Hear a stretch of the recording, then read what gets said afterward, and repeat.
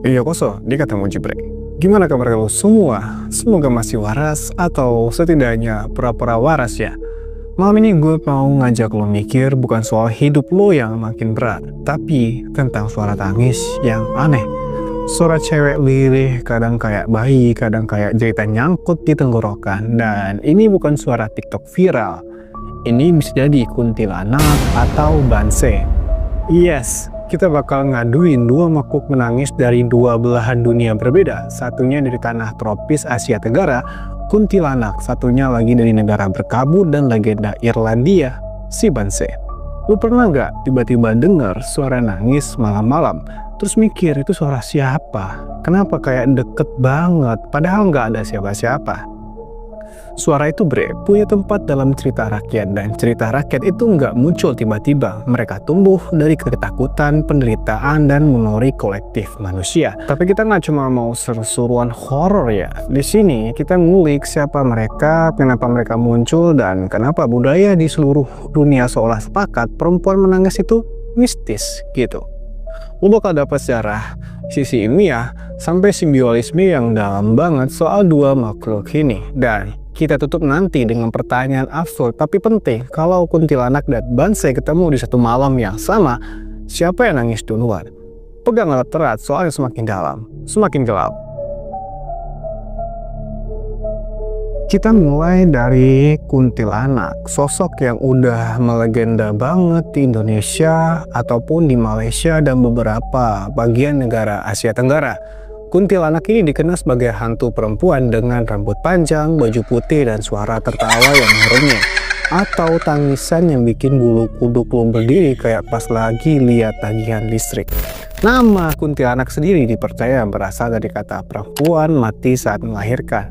Dalam beberapa versi dia disebut juga Pontianak, terutama di Malaysia. Tapi intinya sama, dia adalah roh penasaran yang meninggal dalam kondisi tragis dan kematian membawa luka emosional yang besar banget. Legenda ini nyambung banget nih sama realita sosial zaman dulu, dimana perempuan hamil yang meninggal seringkali nggak dianggap penting gitu. Mereka nggak dapat tempat layak buat beristirahat, baik secara fisik maupun secara spiritual. Dari situ muncul konsep kalau jiwa ini nggak tenang dia akan gentayangan.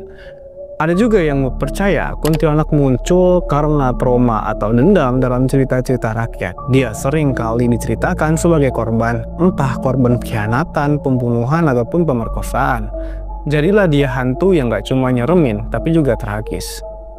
Tangisan kuntilanak dipercaya sebagai pertanda kemunculannya. Kalau suaranya lirih, berarti dia udah dekat. Tapi kalau keras dan jelas, tenang, dia masih jauh. Tapi jangan lega dulu, biasanya setelah suara keras, dia muncul tiba-tiba. Di Indonesia banyak yang percaya kuntilanak bisa tinggal di pohon besar, terutama pohon waru atau beringin. Bahkan beberapa kota yang punya tempat-tempat yang dianggap angker karena jadi sarang kuntilanak.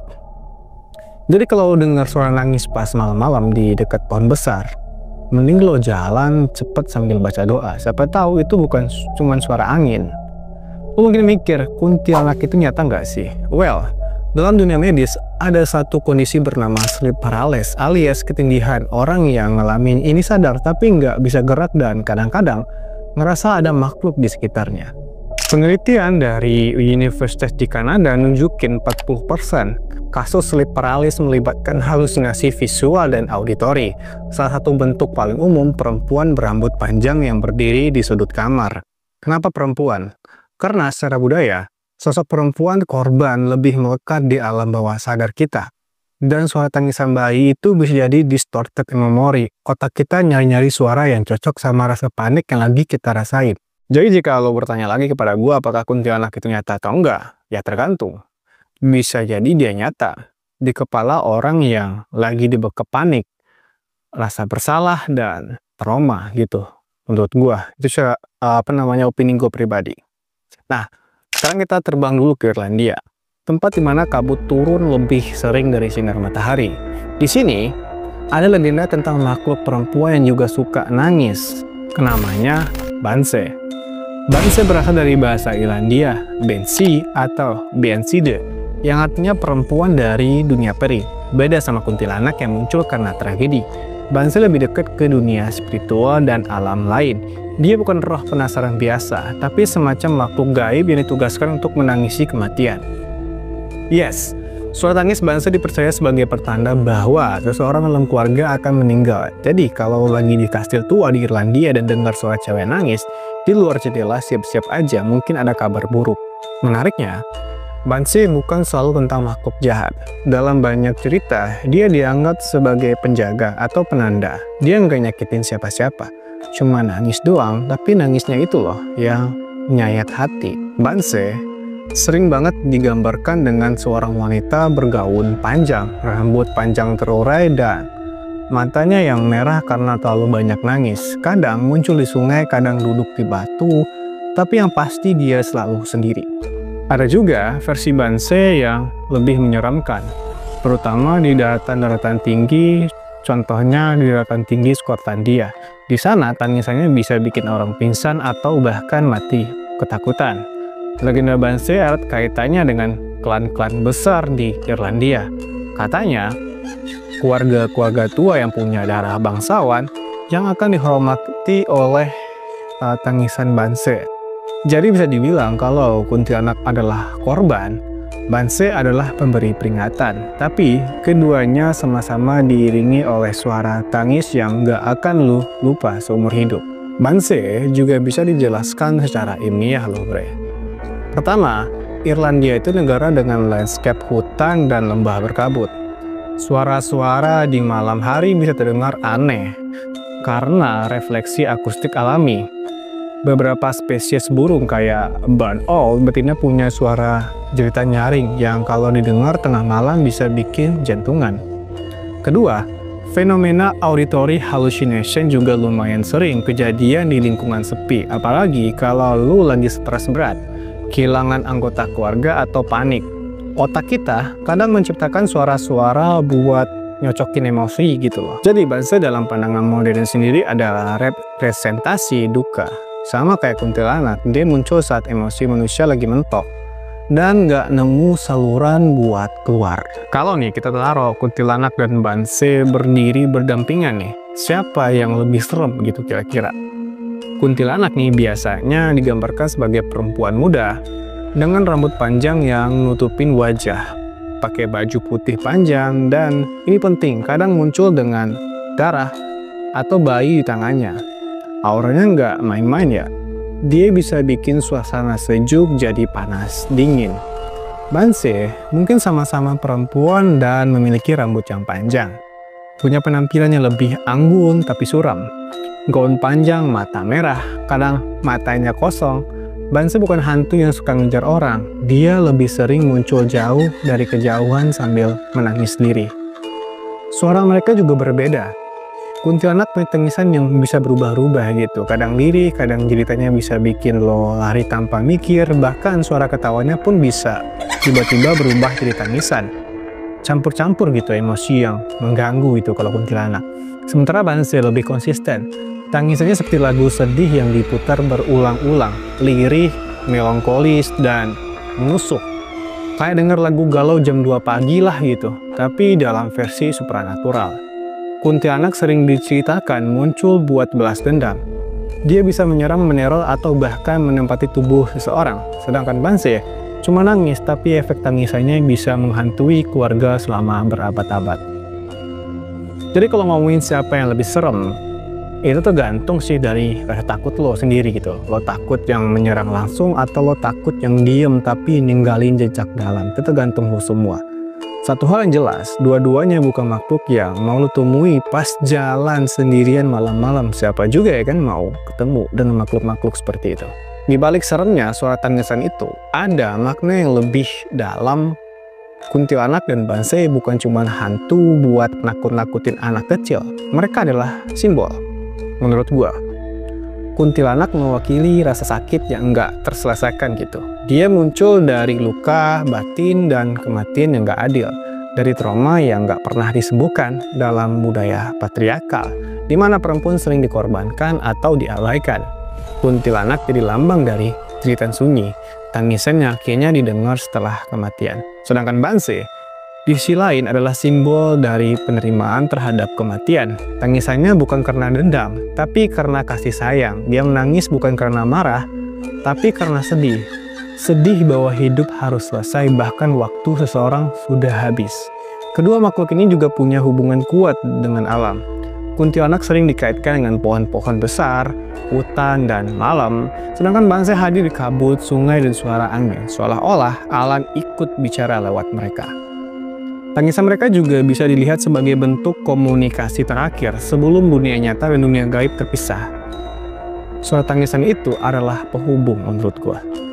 Makanya, cerita mereka bertahan nih begitu lama karena manusia selalu punya hubungan khusus dengan suara. Suara ibu, suara tangisan bayi, suara kehilangan, dan ketika suara itu datang dari makhluk yang gak kelihatan, rasa takutnya jadi lebih dalam. Itu menurut gua kalau dinilai dari segi psikologis. Nah, di zaman sekarang, kuntilanak dan Banse nggak cuma hidup di cerita rakyat. Mereka masuk ke film, musik, bahkan meme internet. Kuntilanak udah jadi ikon horor Indonesia dari film tahun 2000-an yang bikin orang trauma naik angkot malam-malam, sampai versi digital yang suka muncul di video TikTok editan. Sosoknya jadi familiar tapi tetap nyeremin, bahkan ada escape room bertemakan kuntilanak yang ngajak lo masuk ke dunia dia. Banse juga eksis di dunia adaptasi budaya barat. Di serial Supernatural, Teen Wolf, sampai game macam Assassin's Creed atau The Witcher, Banse muncul sebagai makhluk misterius dengan tangisan khas. Kadang dia digambarkan lebih ke arah peri, kadang lebih ke arah hantu.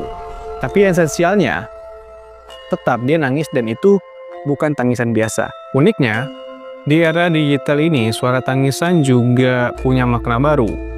Banyak konten horor pakai efek suara tangisan perempuan buat mancing gitu rasa takut. Bahkan di YouTube sendiri ada kompilasi Banse Scream dari penjuru dunia yang diklaim sebagai suara asli tangisan gaib.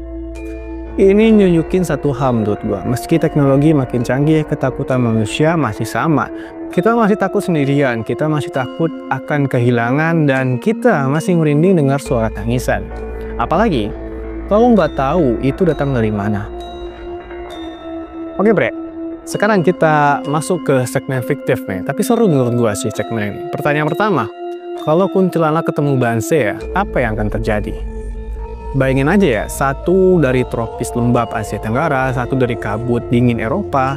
Kuntilanak itu agresif, penuh dendam, kadang suka nyulik cowok. Banse pasif, diam, tapi nangisnya bisa bikin satu desa mikir siapa yang bakal meninggal hari ini. Kuntilanak bisa jadi nyerang duluan menurut gua, karena dia makhluk pemarah. Tapi Banse, dia nggak akan balas, dia nangis. Dan dalam cerita rakyat Irlandia, tangisan Banse bukan cuma suara, itu bisa bikin orang mati pelan-pelan karena rasa takut. Mungkin kuntilanak juga jadi takut atau malah tertarik gitu. Mereka bisa jadi sahabat. Duet vokal kuntilanak di soprano dan Banse di alto gitu. Judul albumnya Suara Ratapan Malam, kayak gini.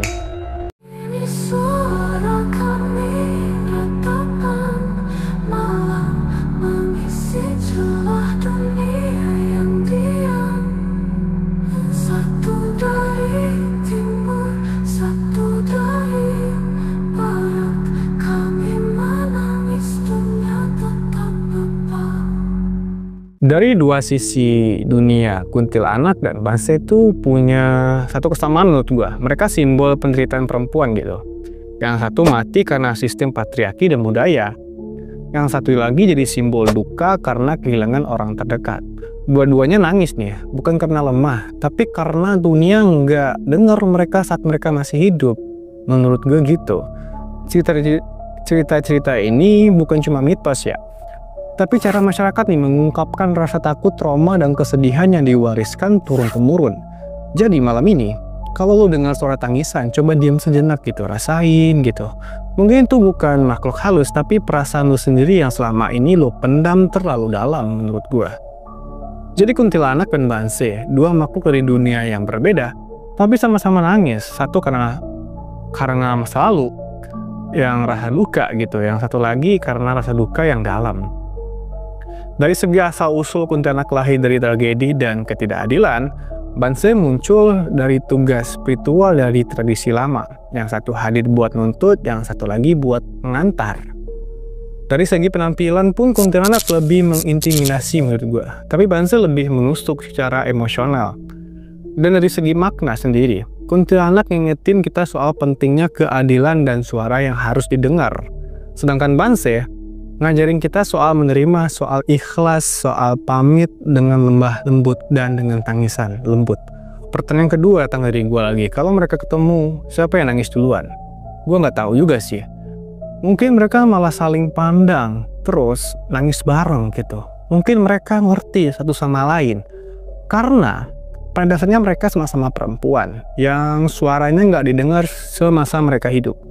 Atau mereka malah diem aja gitu, karena untuk pertama kalinya ada yang ngerti rasa sakit mereka tanpa harus dijelasin. Yang jelas, kalau lo dengar suara nangis malam ini, coba tanya pelan-pelan, lo kuntilanak atau Banse?